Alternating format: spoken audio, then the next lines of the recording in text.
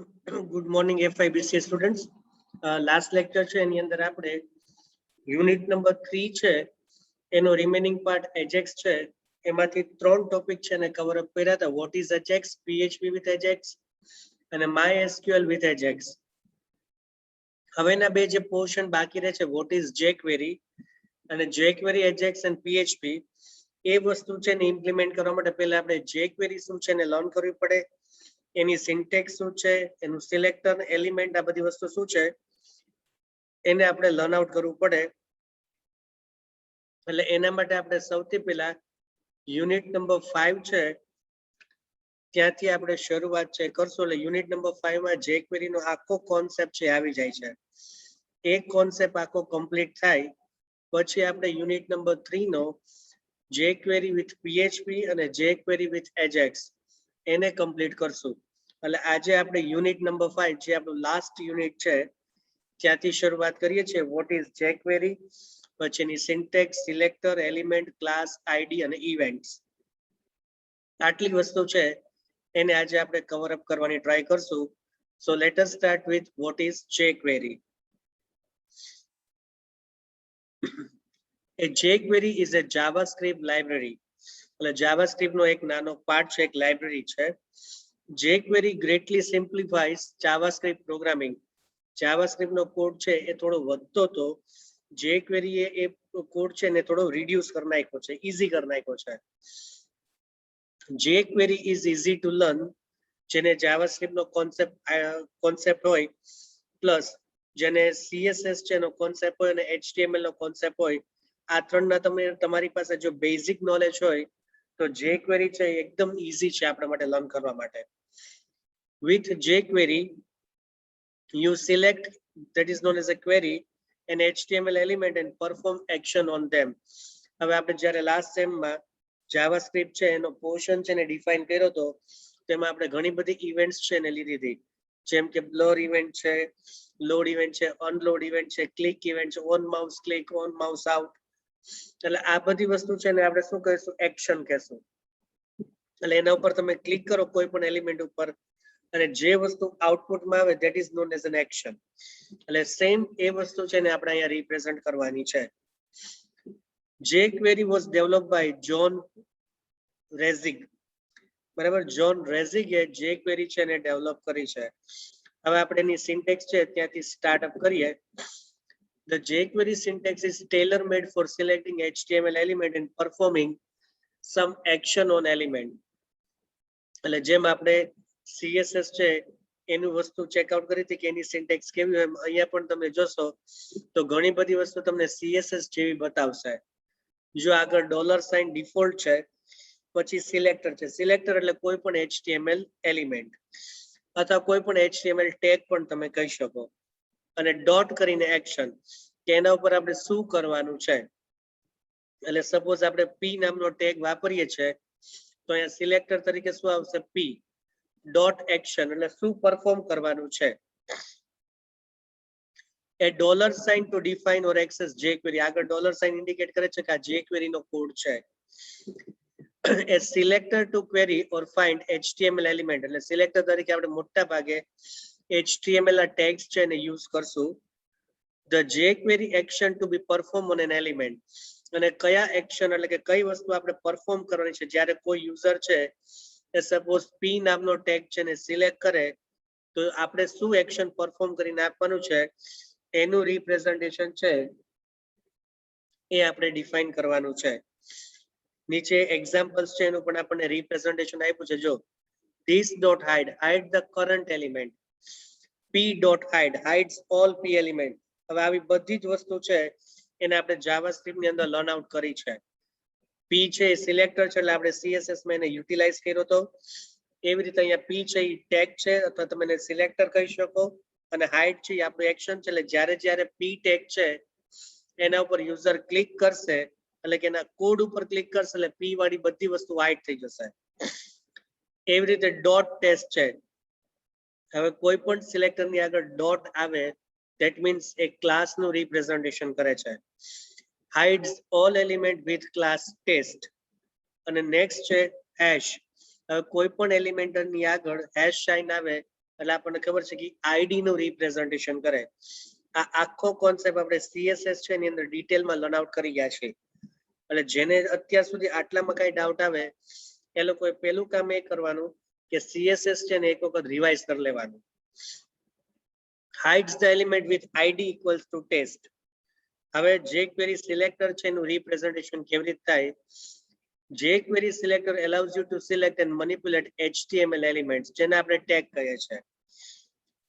jQuery selector are used to find HTML element based on their name, ID, class, type, attributes, values of attributes and much more. It is based on existing CSS selector.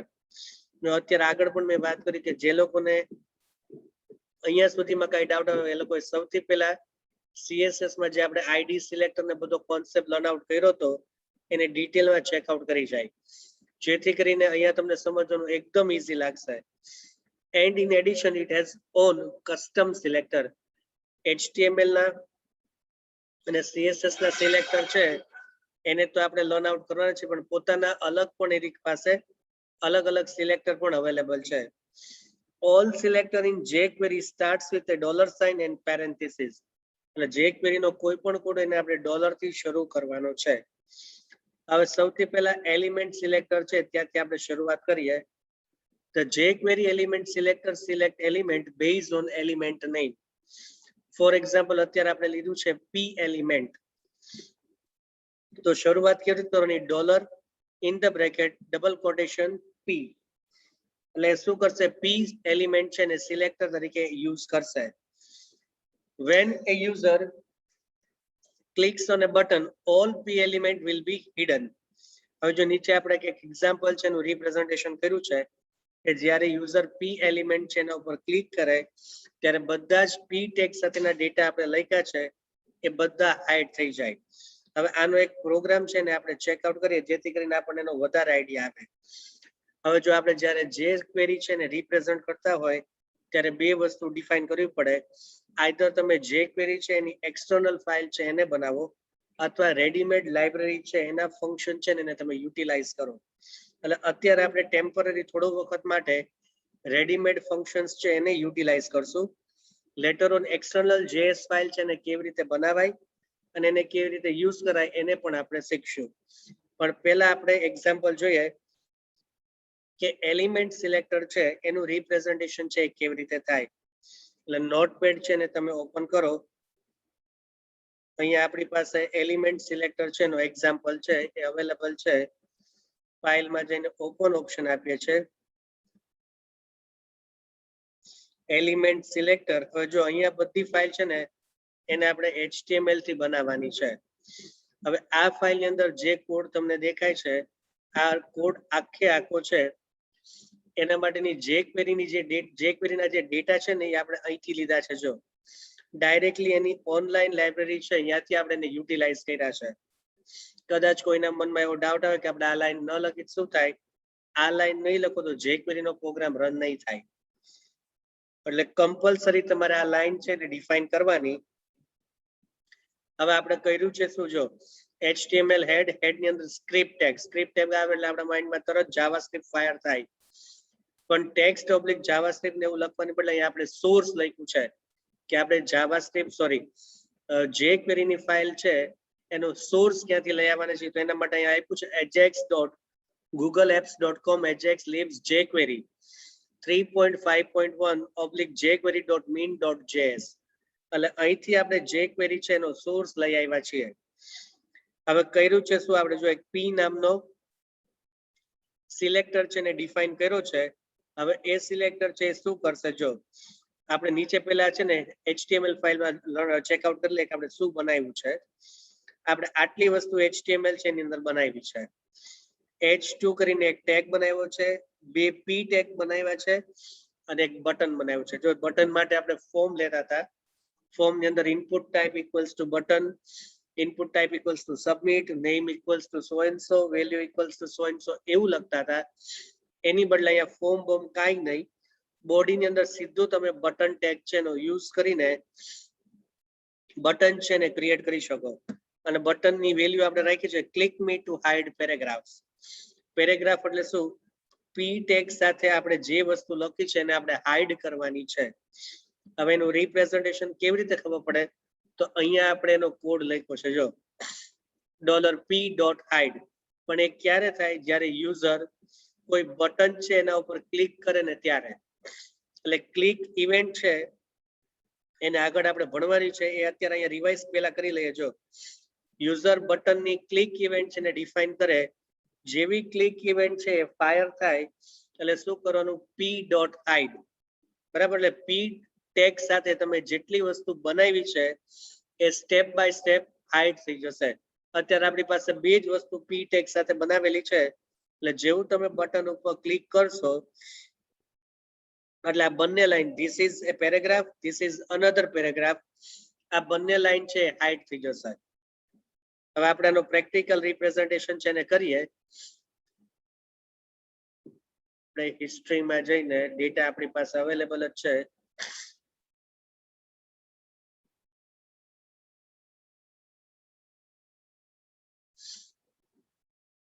Element selector .html.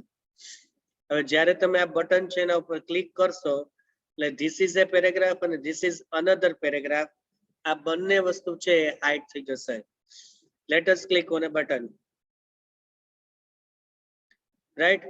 અને heading ટેગના data છે એ એમને એમ રહેશે. એટલે element selector છે એનો use કરીને તમે કોઈ પણ એલિમેન્ટનો યુઝ છે એ તમને જે રીતે અનુકૂળ આવે એ રીતે કરી શકો. હવે નેક્સ્ટ વસ્તુ છે ID selector. The jQuery ID selector uses the ID attribute of an HTML tag to find specific element. An ID should be unique within a page, so you should use ID selector when you want to find a single or unique element. એટલે એક પેજમાં તમે ઘણા બધા ID છે ને select કરો તો બેટર છે કે તમે આઈડી છે બધા એને યુનિક રાખો, જેથી કરીને જ્યારે જ્યારે આપણે એના ઉપર સ્પેસિફિક વર્ક કરવાનું આવે ને તો વર્ક છે એ ઈઝી થઈ જાય અને આપણે જે એક્ઝેક્ટલી જે વસ્તુ જોઈએ છે ને એ આપણને મળે. To find an element with a specific ID, write a hash character, જે આપણે CSS માં પણ વાપર્યું હતું, followed by the ID of an HTML element. For example, અહીંયા આપણે ડિફાઇન કર્યું છે dollar in the bracket hash test. એટલે ટેસ્ટ નામનું આપણે એક આઈડી ક્રિએટ કર્યું છે. આ આઈડી નો યુઝ કરીને આપણે એના ઉપર સ્પેસિફિક એક્શન છે એને પરફોર્મ કરી શકીએ. હવે નીચેનો એક્ઝામ્પલ છે એ પણ આપણે ડિફાઇન કરીને આપ્યો છે.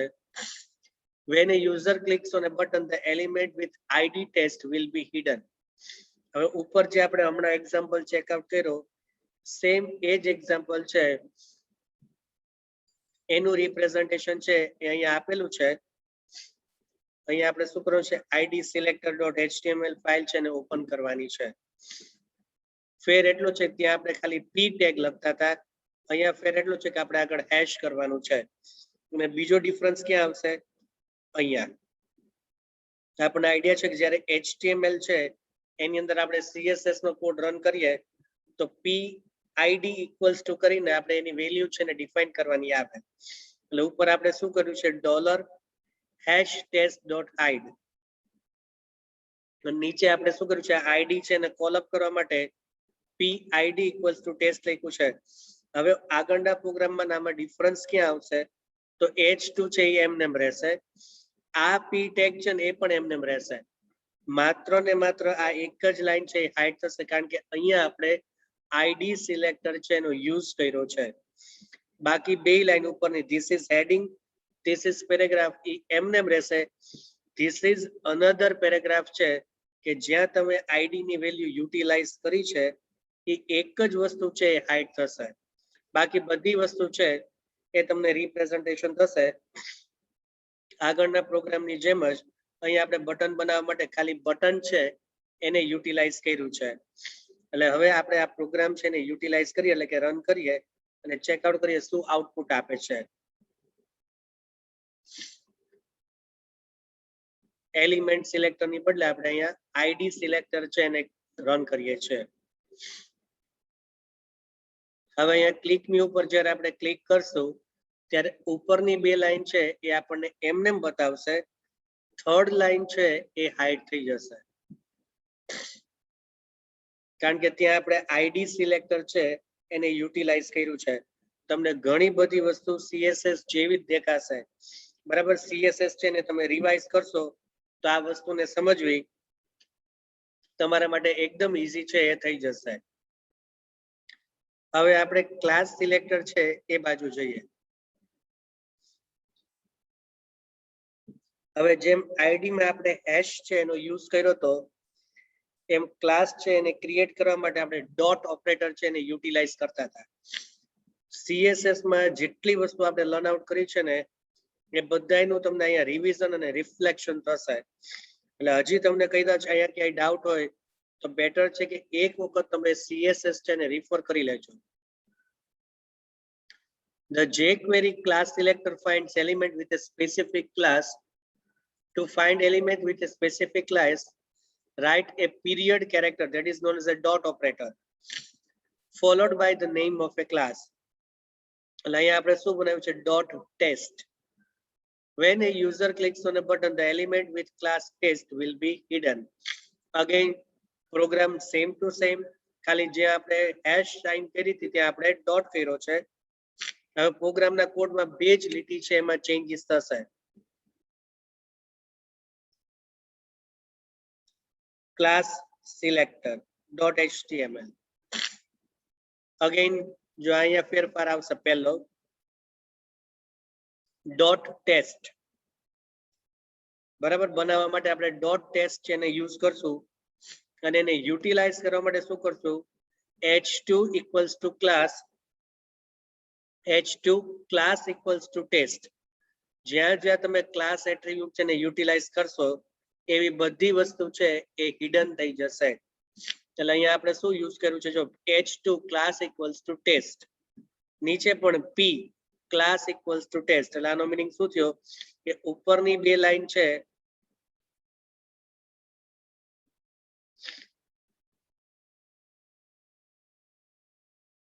એનું રિપ્રેઝન્ટેશન છે એ આવી જશે. અહીંયા આપણે લખવું પડશે h2 class equals to test.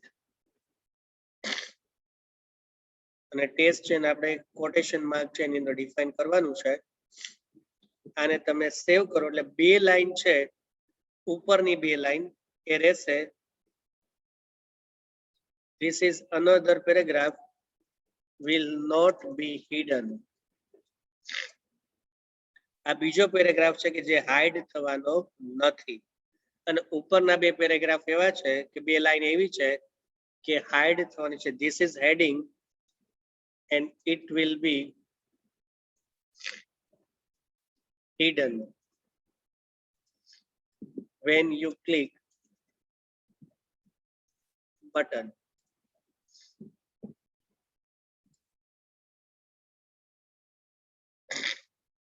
Again, આ જ વસ્તુ આપણે પેરેગ્રાફ છે એની અંદર મૂકી દઈએ. This is paragraph and it will be hidden when you click a button. File ને આપણે સેવ કરીએ છીએ. બ્રાઉઝર માં જઈને આપણે ક્લાસ સિલેક્ટર છે એને કોલ અપ કરીએ છીએ.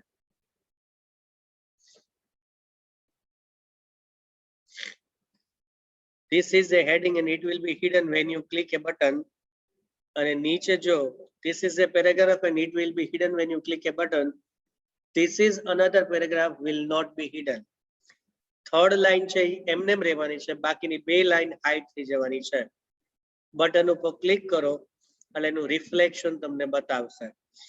એટલે કેવી રીતે એલિમેન્ટ વપરાય, સાદો કોઈ પણ ટેગ વપરાય, કેવી રીતે આઈડી સિલેક્ટર યુઝ થાય, કેવી રીતે ક્લાસ સિલેક્ટર યુઝ થાય, અને હવે અલગ અલગ સિલેક્ટર કયા કયા છે કે જેને તમે યુટિલાઇઝ કરી શકો એને આપણે સ્ટેપ બાય સ્ટેપ ચેકઆઉટ કરીએ. જો પહેલું સિલેક્ટર છે એનું નામ છે સ્ટાર. આ શું કરશે? જેટલા એલિમેન્ટ્સ છે, સિલેક્ટ ઓલ ધ એલિમેન્ટ્સ, જેટલા એલિમેન્ટ તમે ક્રિએટ કર્યા છે આ બધા એલિમેન્ટ છે એના ઉપર એની ઇફેક્ટ આપશે. પછી this select the current HTML element, જેના ઉપર અત્યારે વર્ક ચાલે છે એના ઉપર યુટિલાઇઝ કરશે. p.intro select all P element with a class intro, જે હમણાં આપણે ઉપર ચેકઆઉટ કરી ગયા એ, પણ ફેર શું છે, અહીંયા પર્ટિક્યુલર પી ટેગ છે એને યુઝ કર્યું છે. ઉપર આપણે શું કર્યું હતું કે જ્યાં જ્યાં તમે ક્લાસ ઇક્વલ્સ ટુ ટેસ્ટ લખો એટલી જ વસ્તુ હિડન થાય. અહીંયા ફેર એટલો છે કે જેટલી વાર તમે પી ટેગ યુઝ કરશો એટલી વાર તમારી સાથે ઇન્ટ્રોમાં તમે જે કોડ લખ્યો હશે એને યુટિલાઇઝ કરશે. આ પર્ટિક્યુલર પી ટેગ છે એના માટે જ આપણે ક્લાસ છે એને ક્રિએટ કર્યો છે. એવી રીતે નીચે છે P colon first, select the first P element, એટલે પેલો પી છે એના ઉપર ઇફેક્ટ આપ્યું હોય તો પી કોલન ફર્સ્ટ છે ને તમે યુટિલાઇઝ કરી શકો. એવી રીતે UL LI colon first, select the first LI element of first UL, પેલા યુએલ નું પેલા એલઆઈ એલિમેન્ટ છે એના ઉપર ઇફેક્ટ પ્રોવાઈડ કરે. પછી છે UL LI first dash child, select the first LI element of every UL, જેટલા યુએલ તમે બનાવો એનું પહેલું એલઆઈ છે એને રિપ્રેઝન્ટેશન કરે. પછી નેક્સ્ટ છે HREF, select all element with an HREF attribute, પણ એનું રિપ્રેઝન્ટેશન જો આગળ કોટેશન માર્ક છે ને વચ્ચે સ્ક્વેર બ્રેકેટ છે.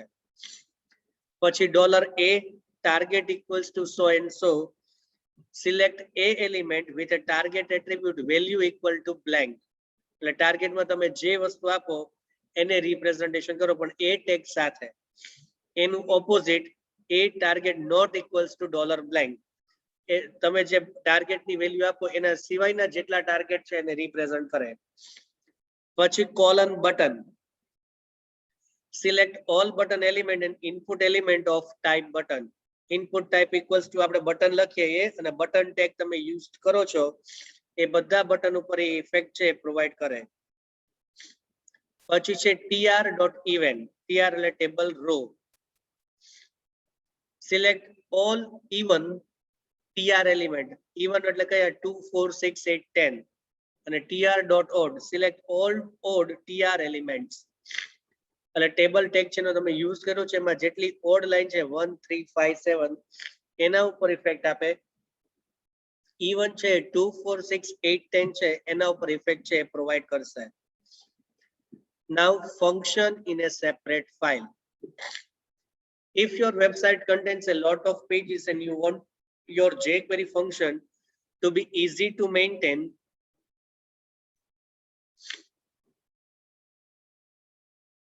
you can put your jQuery function in a separate .js file. અત્યાર સુધી આપણે એવું કર્યું ત્રણ એક્ઝામ્પલમાં કે જાવાસ્ક્રિપ્ટ ની જે ફાઇલ છે ને એને આપણે HTML ની ફાઇલની અંદર જ રિપ્રેઝન્ટ કરી. જાવાસ્ક્રિપ્ટ એટલે jQuery ની ફાઇલ. હવે એને જુદી કેવી રીતે પડાય? When we demonstrate jQuery in this tutorial, the functions are added directly into the head section. However, sometimes it is preferable to place them in a separate file like this. You can use src attribute to refer to a JS file. જો હવે એનો નીચે example આપ્યો છે, આ example આપણે Notepad છે એને બે સ્ક્રીન ની અંદર ડિવાઈડ કરીને ચેકઆઉટ કરી લઈએ. એટલે એક નોટપેડ તો ઓલરેડી આપણી પાસે ઓપન જ છે, ત્યાં આપણે ઓપન આપીને external jQuery.html છે એને ઓપન કરીએ અને બીજું નોટપેડ છે એની અંદર external jQuery.js ફાઇલ છે એને આપણે ઓપન કરીએ છીએ.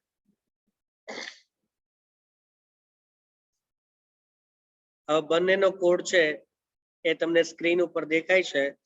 જમણી બાજુ છે એ JS ફાઇલ છે, left hand side HTML file છે.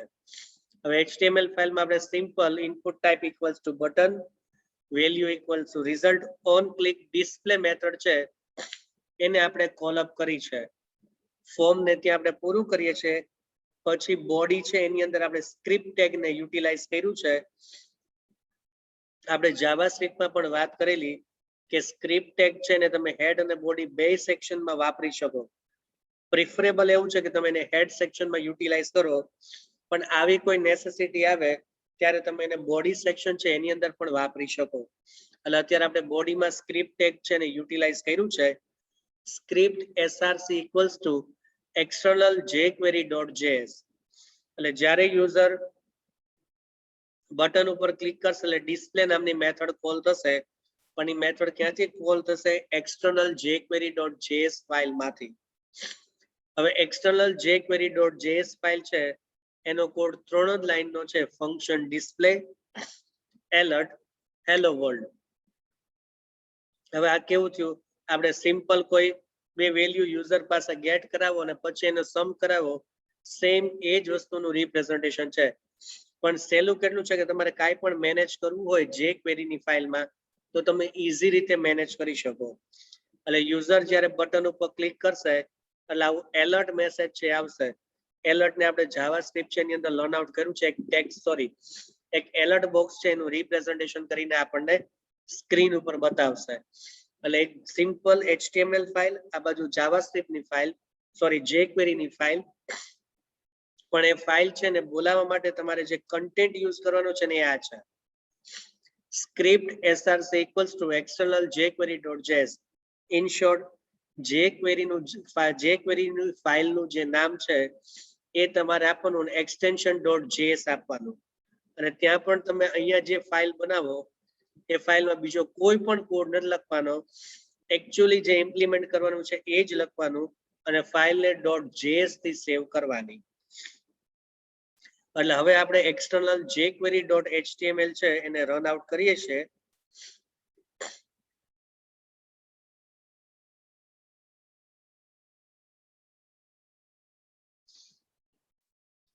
External jQuery. અહીંયા એક બટન જ બન્યું છે રિઝલ્ટ નામનું. જેવું તમે રિઝલ્ટ નામના બટન છે એના ઉપર ક્લિક કરશો એટલે ઓટોમેટિક એ શું કરશે? એક્સટર્નલ jQuery.js ફાઇલ છે એને બોલાવશે. ત્યાં આપણે જે એલર્ટ નો કોડ લખ્યો છે ને સ્ક્રીન ઉપર પ્રિન્ટ કરશે. એટલે અહીંથી તમે રિઝલ્ટ ઉપર ક્લિક કરો તરત આવશે this page says hello world, અને અહીંથી તમે ઓકે આપી દો એટલે ફરી પાછા તમે HTML ફાઇલની અંદર આવશો. જો અહીંયા URL માં કોઈ પણ ટાઈપનો ચેન્જ નથી થવાનો, ખાલી જે કોડ આપણે JS ફાઇલની અંદર ડિફાઇન કર્યો છે એને રન કરશે, અગેન પાછું HTML ની ફાઇલની અંદર આવી જશે. એટલે અહીંયા ગેટ પોસ્ટ જેવું નથી કે ડેટા આમથી આમ ફર્યા આમથી આમ આવ્યું. .php ની જેમ .php ફાઇલ રન કરીને બતાવે એવું નથી. HTML ફાઇલની અંદર જ તમે રહેશો, ખાલી જે જાવાસ્ક્રિપ્ટ છે એટલે કે jQuery નો કોડ છે એને જ ખાલી રન કરવા જશે, બીજું કાંઈ કામ નહીં કરે. એટલે એક્સટર્નલ ફાઇલ કેવી રીતે બનાવાય એ પણ આપણે ચેકઆઉટ કર્યું કે એક બાજુ તમે સિમ્પલ HTML બનાવો ને એક બાજુ તમે આવી રીતે જાવાસ્ક્રિપ્ટ છે jQuery છે એની એક્સટર્નલ ફાઇલ બનાવો તો આને તમારે મેનેજ કરવી ઈઝી પડશે. કે જ્યાં જ્યાં આપણે એવું લાગે કે અહીંયા ફોલ્ટ છે, એક પર્ટિક્યુલર ફાઇલ છે ને તમે ઓપન કરો ને ત્યાં એના ચેન્જીસ અપ્લાય કરી દો. અત્યારે તો આપણે એક્ઝામ્પલ લીધો છે, બહુ સિમ્પલ છે, પણ જેમ કોમ્પ્લિકેશન્સ વધે એટલે જેમ વેબસાઇટ ને બધી વસ્તુ છે ડિફિકલ્ટ થતી જાય એમ તમે એની ડેટા છે ને અલગ અલગ મેન્ટેન કરો તો આપણા માટે જ્યારે મોડિફિકેશન કરવાનું આવે ત્યારે બહુ ઈઝી થઈ જશે. Now let us move to the next topic. અહીંયા એક કોડ છે એનું રિપ્રેઝન્ટેશન આપ્યું છે. Now what are events? હવે આ આખી વસ્તુ છે ને આપણે જાવાસ્ક્રિપ્ટમાં ઓલરેડી લર્ન આઉટ કરી ગયા છે. એના જ રિલેટેડ મોટા ભાગની ઇવેન્ટ અહીંયા રિપ્રેઝન્ટ થાય છે. એટલે આપણે ફટાફટ એ બધી ઇવેન્ટ છે ને ચેકઆઉટ કરતા જઈએ.